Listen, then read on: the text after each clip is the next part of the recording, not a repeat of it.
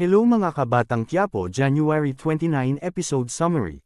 Sa mansyon ng mga gerero umiinom si Roberto at tinawagan niya si General at sinagot ni Jen na bakit ginawa ni Miguelito yun. At sumagot si Roberto, hindi rin kita masasagot sa ngayon, at sinabi ni Roberto, gusto ko magbigay ng reward 100,000 para sa mga kasamahan ni Ramon at 500,000 para kay Ramon.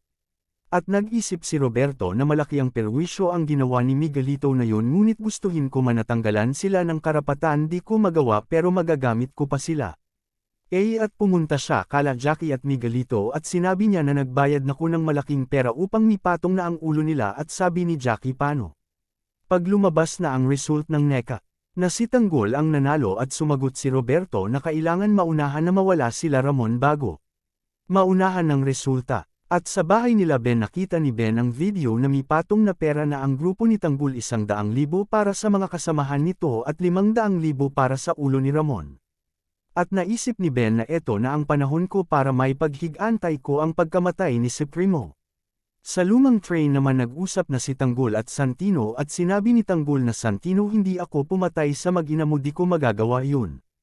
Mahal na mahal kita, at sumagot si Santino, hayop ka, ikaw ang dahilan ng pagkamatay nila. Tama ang sinabi ni Itay, masamang tao ka, ang dami mo ng taong pinatay.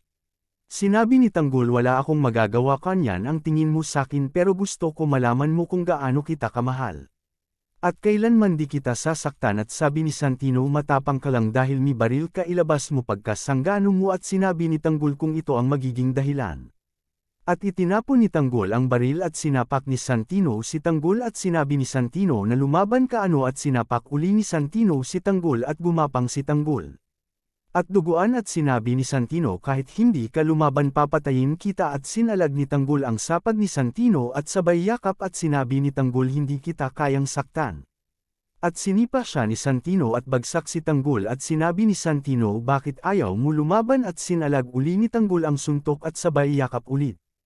At sinabi ni Tanggol, patawarin mo ko at bigyan mo pa ko ng isa pang pagkakataon, hindi ako ang pumatay sa mag-ina mo at hindi kita kaya saktan. At hindi kita sasaktan kahit anong mangyari. At naiyak si Santino, patawarin mo ko kuya, mahal na mahal din kita. At sinabi ni Santino, kuya, tumakas ka na, set up ka habang may pagkakataon ka pa. At kinuha ni Santino ang baril ni Tanggol at babarilan sana ni Rigor si Tanggol, ay hamarang si Santino kaya si Santino ang tinamaan. Abangan bukas, may susunod pa ba na mawawala?